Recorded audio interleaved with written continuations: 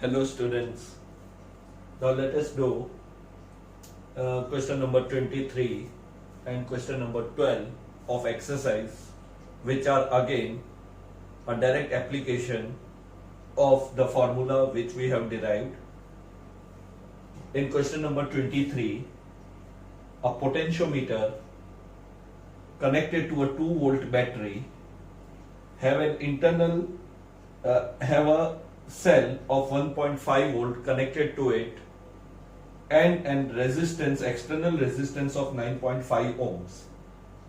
Now it is given that when the circuit is open means no current is flowing through this secondary circuit. So for a potentiometer circuit, it is called a primary circuit, and this portion of the potentiometer is called the secondary circuit. So secondary circuit is open, means no current flow through it.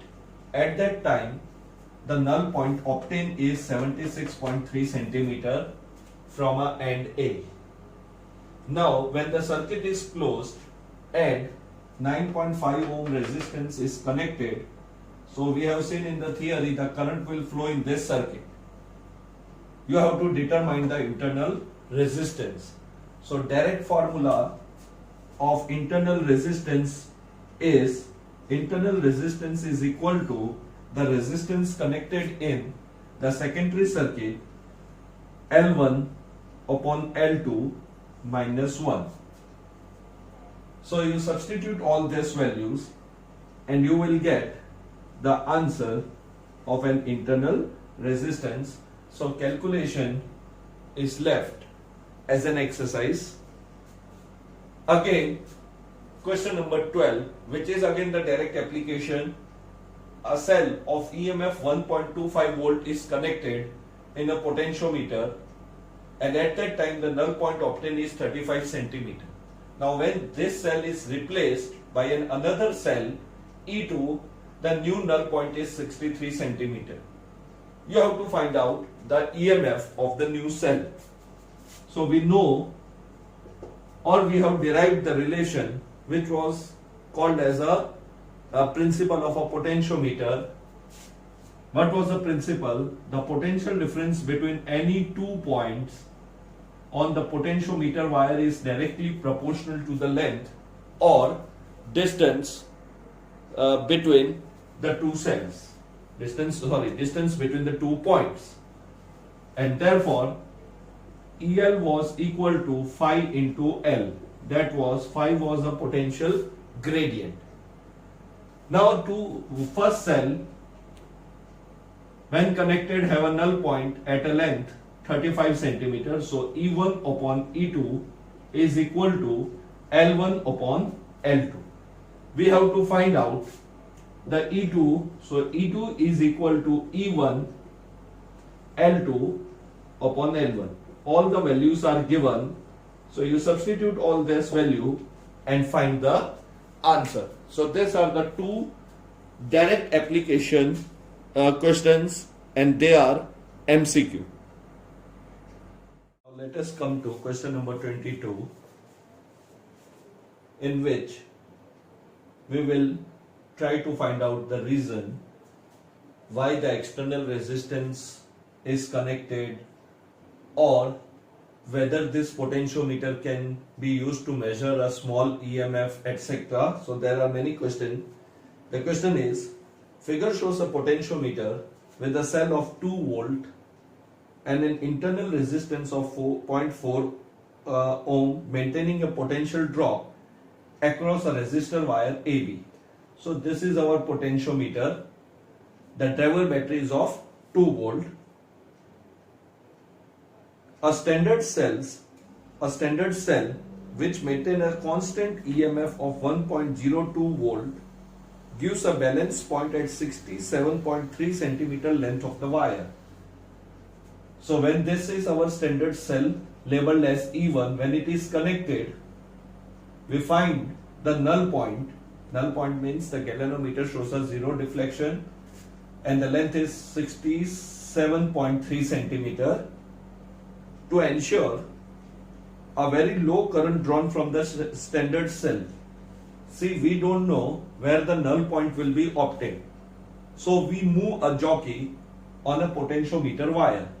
Now when the null point is not obtained, some current do flow from the galvanometer, and the galvanometer gets damaged if no resistance is connected. So the purpose of R is to control the current. If I remove this resistance, which is very high value, the null point obtained is 67.3 centimeter. So for all the other values other than 67.3 centimeter, the galvanometer will show a deflection. And if large amount of current passes through this galvanometer, it may get damage. So here also we have a question, what is the purpose of high R? So the purpose is to control the current so that the galvanometer is not damaged. So what the question says, to ensure a very low current drawn from the standard cell, this is our standard cell, we have to draw less current from it. So we have connected a resistance, high value resistance is put in series with it, which is shorted close to the balance point. So it is adjusted in such a way that at balance point, other than the balance point, the minimum current flow through it, so that galvanometer does not get damaged. The standard cell is then replaced by a cell of unknown EMF. Now we replace it by an unknown EMF. The symbol given is E, suppose. So let the driver battery be named as E dash. What is the balance point now? The balance point obtained is 82.3 centimeter. Then what is the value of E? So first part is very easy. When a standard cell is connected, the null point is L1. And when the standard cell is replaced by another cell E, the null point shift to 82.3 centimeter. So in the first part, we have to find out the value of E. So again directly we apply the principle of potentiometer. So I will write E1 upon E is equal to L1 upon L2. Therefore, E is equal to E1 L2 upon L1. So this will be the value which you have to calculate. So substitute all the values.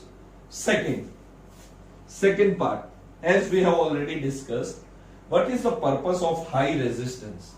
So the purpose of high R is to control current in the secondary circuit,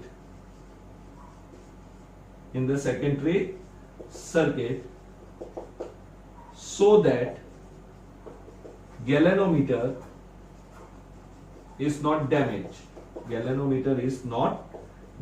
We will see that galvanometer is a very sensitive device. A small amount of current passing through it, order of milli or micro, may also have a adverse effect on a galvanometer. So it may get damaged. So you have to control the current, and so this value is very high. So whenever we are far away from the null point obtained is 67.3. So if you are away from this null point, the current will start flowing through the standard cell or whatever cell we have connected, and it may damage this galvanometer also. So we have to connect a high resistance in the circuit. Now, is the balance point affected by high R? Now we know that when the balance point is obtained, no current flow through this secondary cell. So the answer should be no, because the value of R, or the R is connected in the secondary circuit, and when balance point is obtained, no current is flowing through this secondary circuit, and therefore the balance point will not be affected by high R. D portion. Is balance point affected by small r, that is the internal resistance?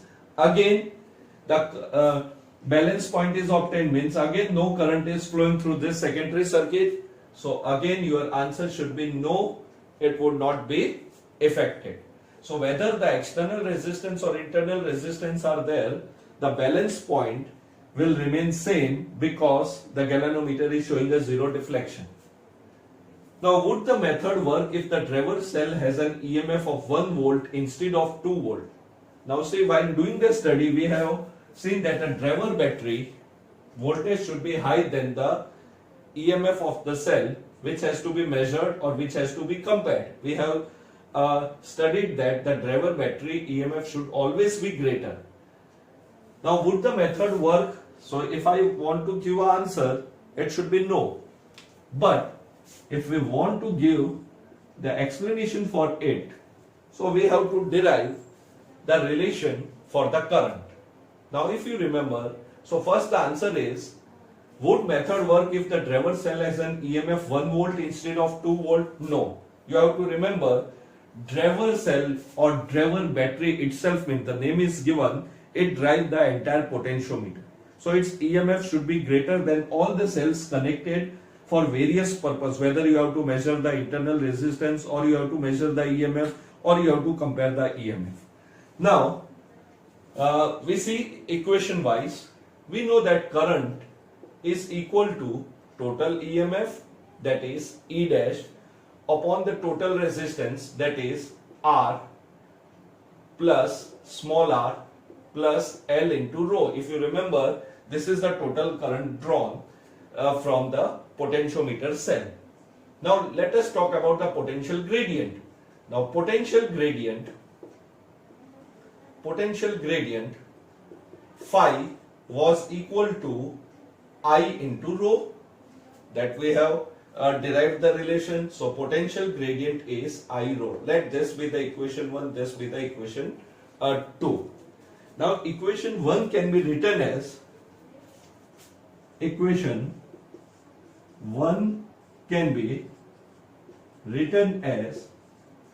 IR plus IL rho is equal to E dash. That is, we have done the cross multiplication. This is the value of the driver battery. Now suppose the null point is obtained at L1. Suppose the null point obtained is L1. Say this is the value. Then I will write E1 is equal to phi into L1. Now what is the maximum value of L1? What is the maximum value of this L1? That will be the total length of the potentiometer wire. So if I write here E1 max, then it should be phi L1 max. So this relation can be written like this. Therefore,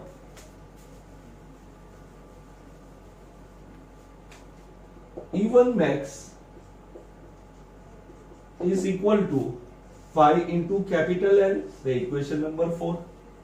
This is your equation number 4. So E1 max is equal to phi L. Now what is our phi L? Phi, that is a potential gradient, is I into rho. So using equation 2, E1 max, that is the EMF of the cell which has to be measured, is equal to I rho L. Now I rho L is the E1 max. So I substitute this equation phi here. So substituting equation phi in equation 3. So IR plus in the place of IL rho, I write E1 max is equal to the driver battery EMF, that is E dash. Therefore, E dash minus E1 max is equal to IR plus IR. Now say this value is greater than 0. That is, E dash minus E1 max, that is the maximum value, should be greater than 0. And therefore, E dash should be greater than E1 max. So your E max 1 or the cell, the value of cell which we connect should be less than the EMF of the travel cell, and that is the reason that this method will not work if the travel cell has an EMF less than the EMF of the cell which is used to measure the EMF or which is used to measure the internal resistance. Now the last portion is, would this circuit work for determining small EMF, say few millivolt? If not, how will you modify the circuit? See, if you want to measure the small EMF, say millivolt, the potential gradient should be low. The potential gradient should be low. What is potential gradient? So if I say one potentiometer has a potential gradient 5 volt per centimeter and other have 2 volt per centimeter. So the potential gradient of this potentiometer is small. That is, per centimeter it will have low voltage. So if I want to measure a few millivolt, the potential gradient should be low. The potential gradient should be low. And if we refer the potential gradient formula, we see that in the denominator we have capital R as well as the length. So in order to maintain a small EMF, we require a small potential gradient. Less is a potential gradient. If your potential gradient is small, then to get this small value, say potential gradient is I into rho. I depend on R and L. This is in our hand.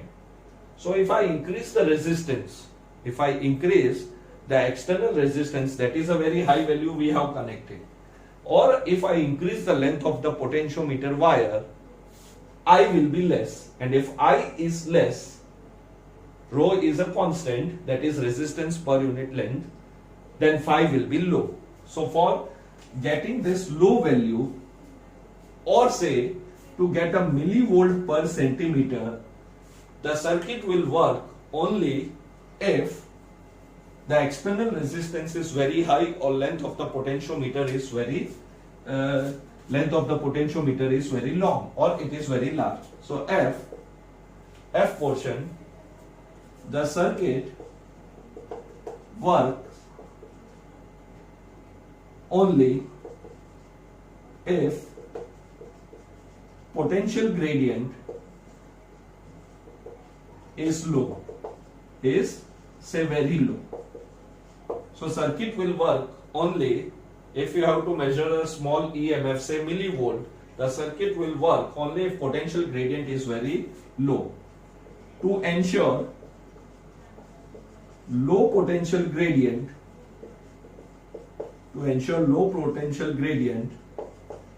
R should be high, connected in series. R should be high, connected in series, or the length of the potentiometer wire, or length of potentiometer wire should be more. So you have to remember that if you need your potentiometer to measure a small EMF, your potential gradient should be low. Say this, let us take that I have taken the two values, 5 volt per centimeter, 2 volt centimeter. Now if the wire is of say 100 centimeter, for the first potentiometer I will measure 500 volt, because per centimeter it is 5 volt. For 100 centimeter it is 500 volt. And for another I will measure only 200 volt. So if your potential gradient is small, you are measuring the low value. And if the potential gradient is high, you will be measuring the large value. So the sensitivity is inversely proportional. That is, more is the potential gradient, less is the sensitivity. And the sensitivity means the null point should be obtained at a very low, at a very less value. So if simple rule is, if you want to measure the cell having a low EMF, choose a potentiometer or adjust the value by connecting the large resistance, or the length of the potentiometer should be high, so that potentiometer gradient or the potential gradient will be low, and you will be able to measure a low voltage. That is, if I take 2 volt per centimeter, and if the length of the potentiometer wire is 100 centimeter, maximum I can measure is 200 volt. Though that will not be 200 volt because we have an internal resistance also. So this is the, you have to remember this 2 points, R should be high, which should be connected in series. And what will be the purpose of this I? It will also control the current as well, prevent the damage of a galvanometer when you are away from the null point. So this is question number 22. Now let us say question number 10 of the exercise. A meter bridge is given having the two resistors X and Y connected in the two gaps. The balance point is obtained at 39.5 centimeter, that is L1 is taken as 39.5 centimeter. The value of the Y is 12.5. We have to determine the value of this X. So for a Wheatstone bridge, we know that this is our R1, this is R2, this is R3, and this is R4. So from the theory, we can write X upon Y is equal to L1 divided by 100 minus L1. Now we substitute this L1, so X is equal to L1, that is 39.5 divided by 100 minus 39.5 multiply by Y, that is 12.5. So therefore X is equal to dash ohms. So you can calculate this and find out the value of the X. Now the continuation is, why the connection between the resistors in the Wheatstone or meter bridge made up of thick copper strip. We know, or we have seen, that these are the copper strips. These are the copper strips. Now the question is, why we take a thick copper strip? Now the thick copper strips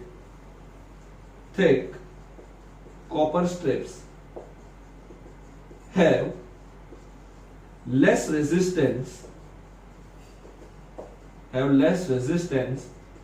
as compared to resistors connected in two gaps.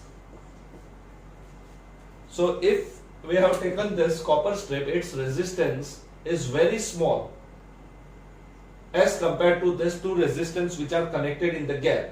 As a result, we get a accurate balance point, or we can determine the accurate value of the resistors which are connected in the two gaps. So we have to make a copper strips to be thick.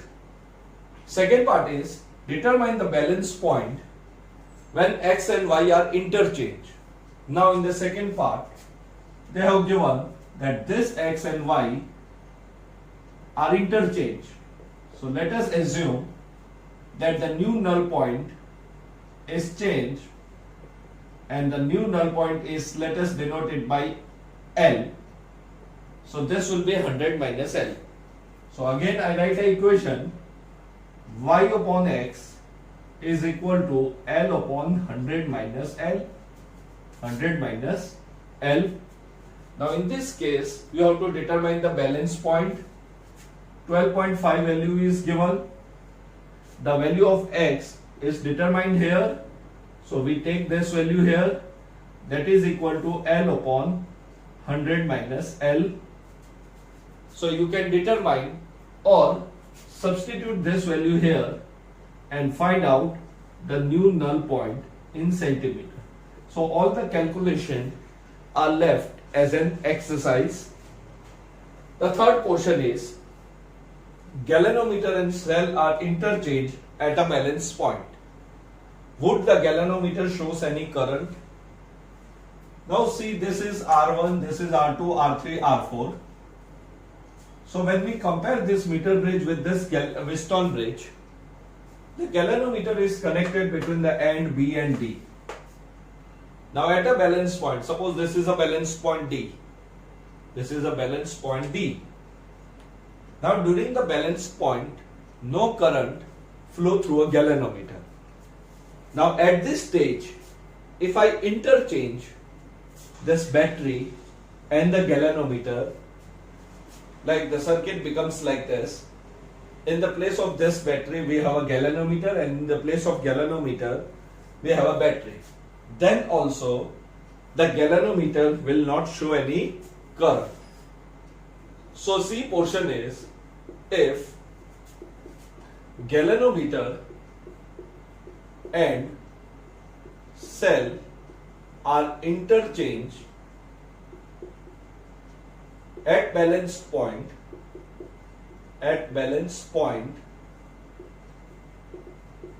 galvanometer will show no deflection. Galvanometer will show no deflection. That is, no current will flow in the galvanometer. So this is the application of the meter bridge and the Wheatstone bridge. Now question number 14, which is the last question of our chapter 3.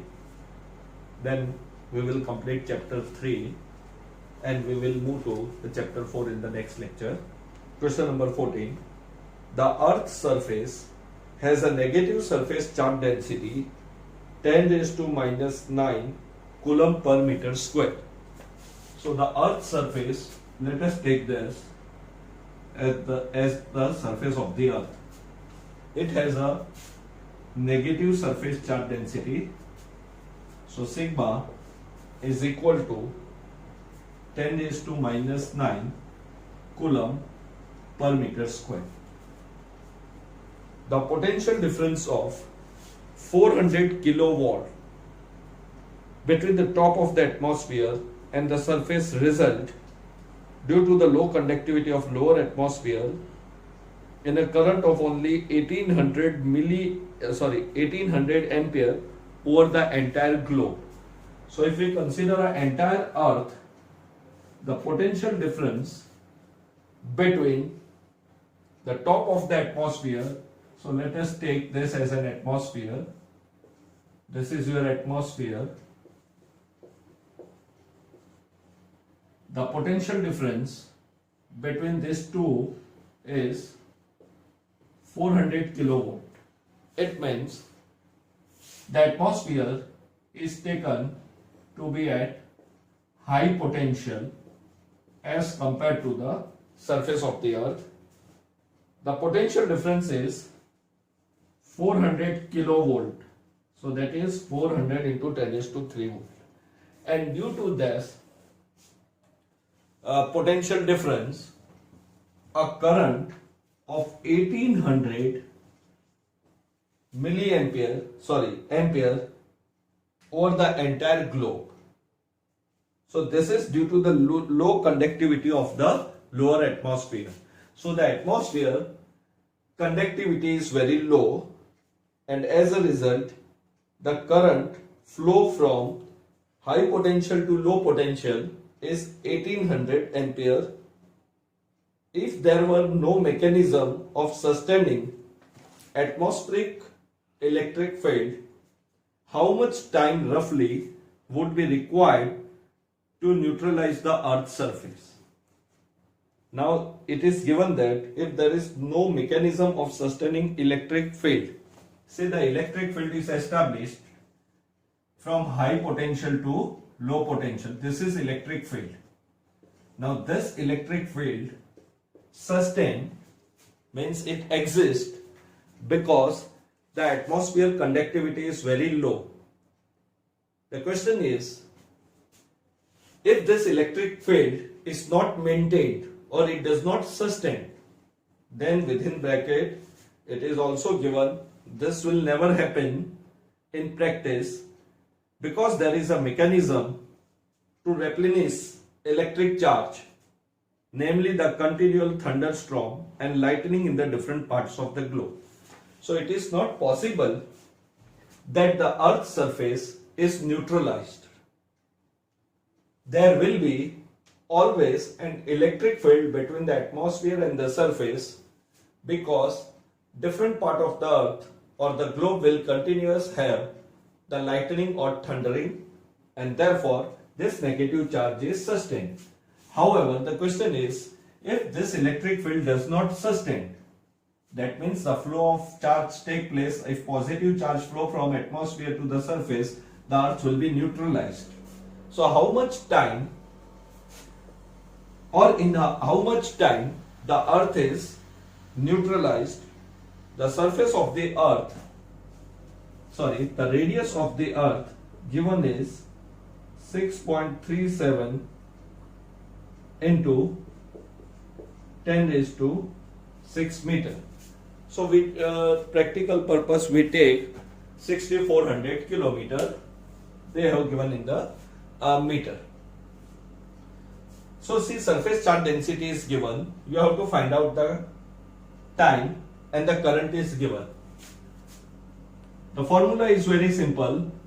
We know I is equal to Q by T. So T can be written as Q by I. Q is not given, but the surface charge density is given. And we know that surface charge density is equal to charge per unit area. So Q can be written as sigma A upon I. Therefore, T is equal to sigma area of the Earth, that is the sphere area, that is 4 pi Re square upon I. All the values are given, sigma value is given, the radius is given and I is given. So you calculate this value, this much second, or in this much second the Earth negatively charged surface, that is Earth is negatively charged, it will get neutralized if this electric field does not sustain. So in reality it does not happen because there is always an electric field between the atmosphere and the Earth. But the question is like that, if it does not happen, how much time or in how much time the Earth is neutralized. So you substitute all this value and find the answer. So here we complete our chapter 3. Have a nice day.